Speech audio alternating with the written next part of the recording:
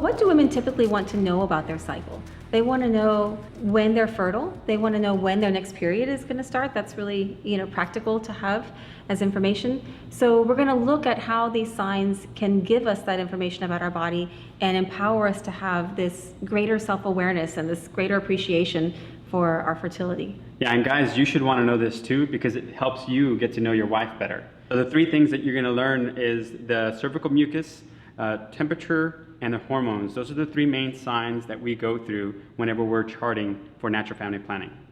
So we'll start with the cervical mucus. It comes from the cervix, or the opening of the uterus. It's in response to the rising estrogen in a woman's body. As the estrogen rises, she starts to notice the discharge of cervical mucus. There was a Swedish doctor, Dr. Oldeblad, that described the cervix as a biological valve. Sometimes it's open, sometimes it's closed. When that fertile mucus is flowing, that biological valve is open, and that is an indication that we're fertile. So as we move through our cycle, and we see the beginnings of that fertile mucus, that's the beginning of our fertile window. And guys, this is where you get to participate a little bit sometimes, because if you want to know what's going on with your wife, you just have to talk about the mucus, and if you can talk about mucus, you can talk about anything. So the way that most methods teach women to observe their mucus, when you go to the restroom naturally and you wipe with toilet tissue like we all do, instead of throwing it into the toilet, just hold on to it for a second and observe what's on the toilet tissue. If there is mucus present, you'll be able to lift it off the tissue and finger test it to identify certain characteristics about it, the color, the consistency, which gives you an indication of where you are in relation to ovulation. Closer to ovulation, the mucus will be higher in water content. It'll be clearer and stretchier. You can also feel the sensation that the mucus creates throughout the day. Typically, women will describe feeling damp or lubricative. After ovulation, there's a dramatic change back to either thicker mucus or you return to dryness. We actually used the simple thermal method, and for me as a guy, it helped me understand where Jackie was in her cycle, because I would take her basal body temperature every morning, and after I wrote it down and I saw that temperature drop, then I knew that she was going to start her cycle. So if she was busy with other stuff, I would tell her, make sure you take your stuff, and so like that you can be prepared. The way that sign works biologically in our body is progesterone is thermogenic.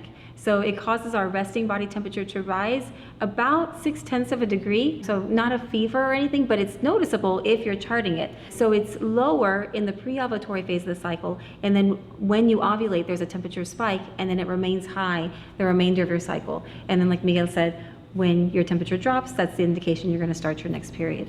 The third sign that women can use to know where they are in their cycle are the fertile hormones. You can track your estrogen levels as they rise, or the luteinizing hormone, which comes from the pituitary gland. It tells the ovary to release the egg, so the luteinizing hormone spikes on the day you ovulate. There are several monitors on the market where you would use your first morning urine, and you would use the test strips in it and then stick them into the monitor, and it would read your hormone levels for that day, and then you would know where you are in your cycle.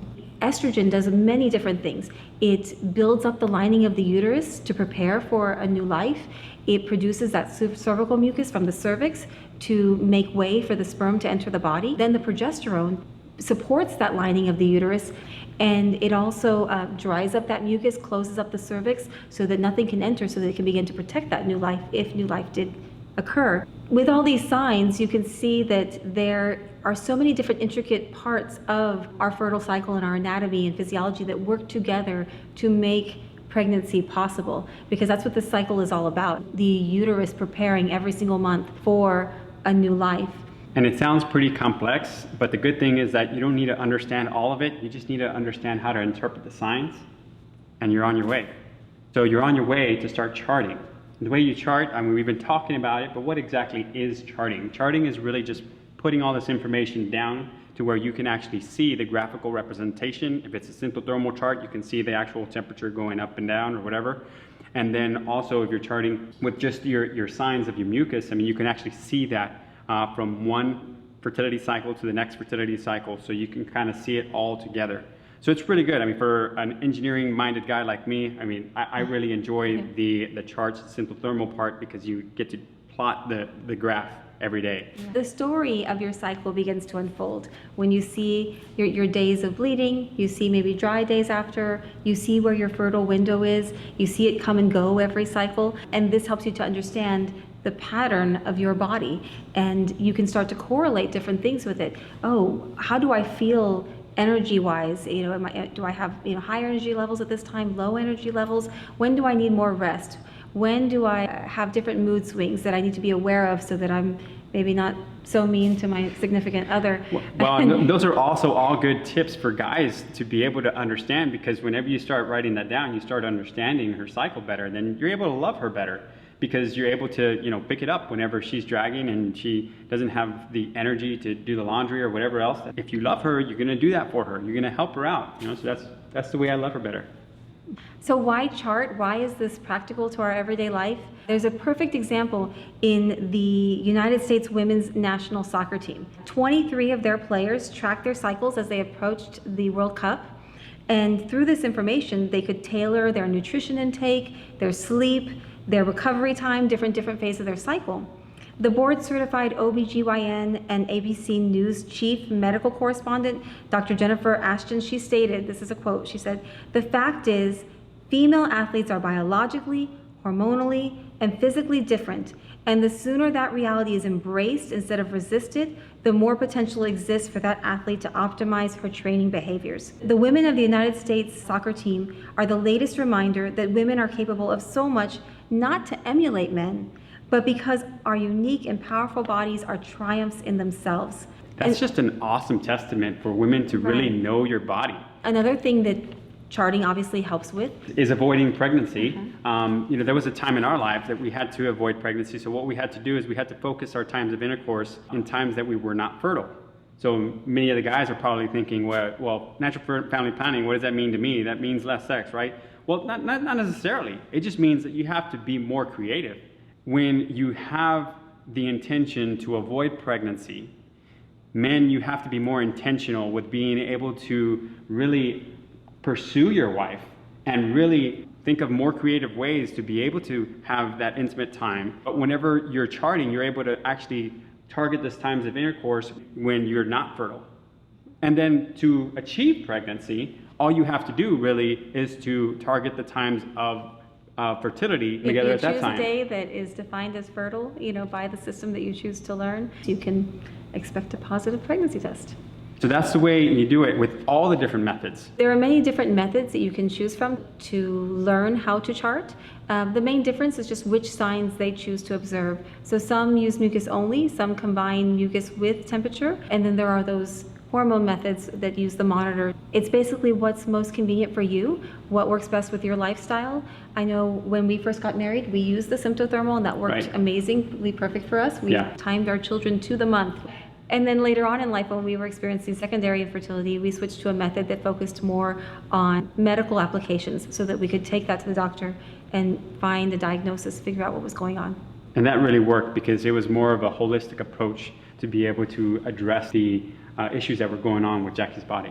We hear a lot about these natural methods from healthcare providers. They have kind of a bad reputation. The earlier versions of these methods, maybe you might have heard of the rhythm method, something that was developed back in the 1930s, did have a 23% failure rate. The methods that we are describing to you are up to 98% effective. So just as effective as the pill or any other contraception that's on the market.